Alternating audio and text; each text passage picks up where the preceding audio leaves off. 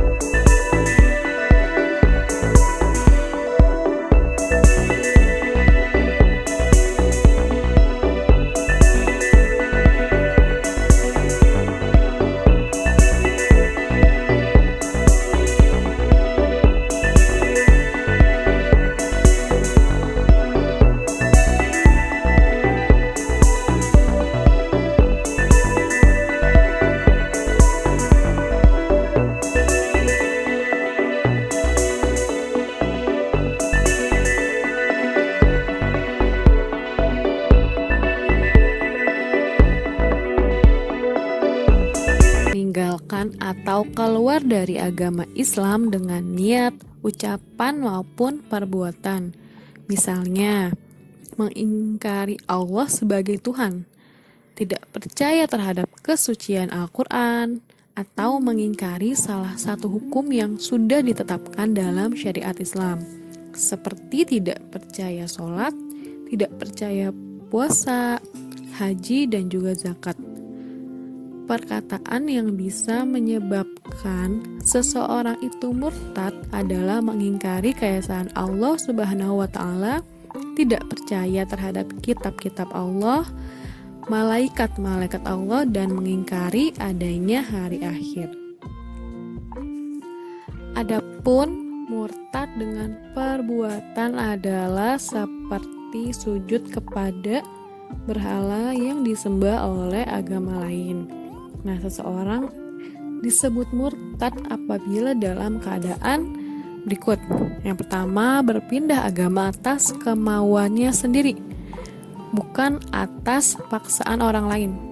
Jadi di dalam diri dia, dengan keinginan dia secara sadar, dia ingin keluar dari agama Islam. Kemudian dengan sepengetahuannya, seseorang melakukan perbuatan atau mengatakan sesuatu yang menyatakan bahwa ia beriman kepada selain Allah. Jadi misalkan dia juga percaya sama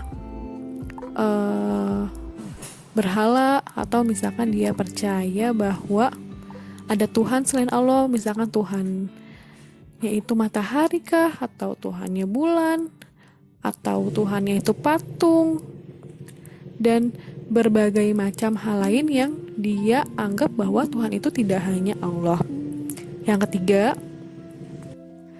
Yang ketiga dilakukan oleh orang yang sudah dewasa. Dalam artian dewasa di sini adalah berakal. Artinya dia tidak dalam keadaan gila atau dalam gangguan jiwa. Kemudian balik berarti dia sudah cukup umur. Jadi jika tidak berakal atau belum balik, maka itu tidak sah dikatakan murtad. Kemudian nomor 4, sengaja dilakukan untuk tujuan pindah agama, bukan dalam kajian ilmu dan penelitian. Nah, maksudnya dalam kajian ilmu dan penelitian ini, jadi jika kalian nanti kuliah, itu biasanya ada jurusan perbandingan agama. Nah, di sana kan berarti belajar tentang berbagai macam agama.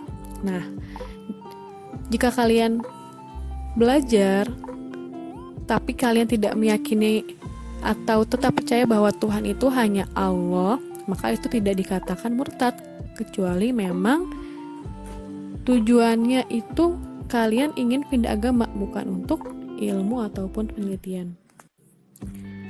Balasan bagi orang yang murtad ini digolongkan menjadi 2 bagian.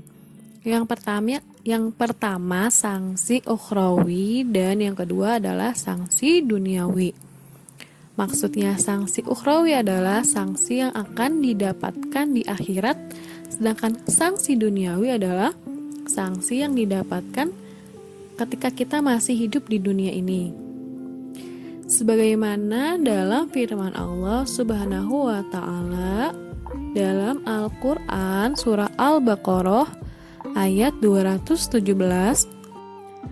yang artinya, barang siapa yang murtad di antara kamu dari agamanya, lalu ia mati dalam kekafiran, maka mereka itulah mati sia-sia amalannya di dunia dan di akhirat, dan mereka itulah penghuni kekal neraka. Nauzubillahi min dzalik, summa nauzubillahi min dzalik. Semoga kita dijauhkan dari hal-hal tersebut, dan jangan sampai kita melakukan hal-hal yang tadi sudah Ibu sebutkan, dan juga jangan sampai ada keinginan di dalam diri kita untuk melakukan hal tersebut. Kemudian sanksi duniawi yang dikenakan kepada orang murtad adalah sebagai berikut. Yang pertama, diperangi atau dibunuh. Rasulullah Shallallahu Alaihi Wasallam bersabda, siapa yang menukar agamanya, maka bunuhlah dia. Hadis riwayat Bukhari. Maksud dari diperangi atau dibunuh ini berlaku di negara Islam, di negara yang memang menggunakan hukum Islam. Ada aturannya sesuai dengan aturan Islam, dan memang menuliskan ataupun mengatur bahwa ketika ada yang murtad harus dibunuh. Ada hakimnya juga yang akan mengadili hal tersebut. Beda dengan negara kita, negara Indonesia, negara demokrasi. Di Indonesia sendiri kan ada 5 agama yang diakui, bahkan 6 agama diakui. Jadi kalau di Indonesia tidak berlaku hal tersebut. Sekali lagi, hal tersebut hanya berlaku di negara Islam yang memang sudah mengatur hal yang tadi Ibu sebutkan. Yang nomor 2, hilang beberapa haknya dalam hubungan keluarga. Yang pertama, hilang hak nikah. Jadi misalnya ada sepasang suami istri, kemudian istrinya itu murtad, maka hak nikahnya itu hilang. Jadi bisa dikatakan bahwa dia itu batal nikahnya atau tidak sah menjadi suami istri lagi. Dan yang kedua, hilang hak waris. Contohnya, orang tuanya itu muslim, dua-duanya, ayah dan ibunya. Nah, kemudian anaknya murtad atau keluar dari Islam. Maka anak tersebut tidak mendapatkan hak waris dari orang tuanya, tidak mendapatkan waris. Atau kebalikannya, orang tuanya itu dua-duanya non-muslim, kemudian anaknya muslim, beragama Islam, maka anaknya juga tidak bisa mendapatkan warisan dari orang tuanya. Kemudian yang ketiga, hilang hak kewalian dalam perkawinan. Contohnya, ketika orang tuanya itu adalah non-muslim, tetapi anaknya muslim, ketika anak tersebut menikah, maka tidak bisa yang menjadi wali adalah ayahnya, itu tidak boleh. Maka yang nantinya akan menjadi wali adalah wali yang sudah ditugaskan, yang sudah diperintahkan, biasanya dari kantor urusan agama untuk menikahkan anak tersebut.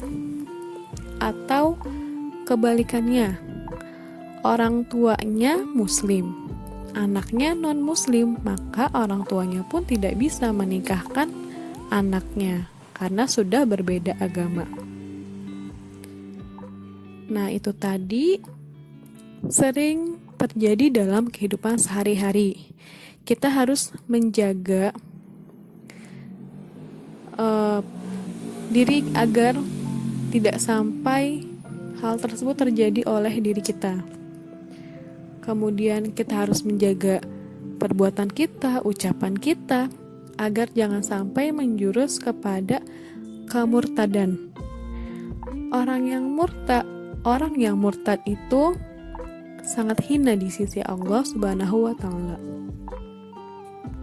Sebab dia telah ingkar terhadap ketetapan dan hukum-hukum Allah. Seseorang yang telah murtad atau keluar dari agama Islam hukumnya kafir, sebab dia sudah tidak lagi beriman kepada Allah Subhanahu wa Ta'ala. Sekian penjelasan mengenai sifat murtad. Semoga kalian dapat memahaminya. Jika ada yang ingin kalian tanyakan, kalian boleh bertanya di kolom komentar. Semoga apa yang Ibu sampaikan hari ini bermanfaat untuk kalian dan juga untuk Ibu.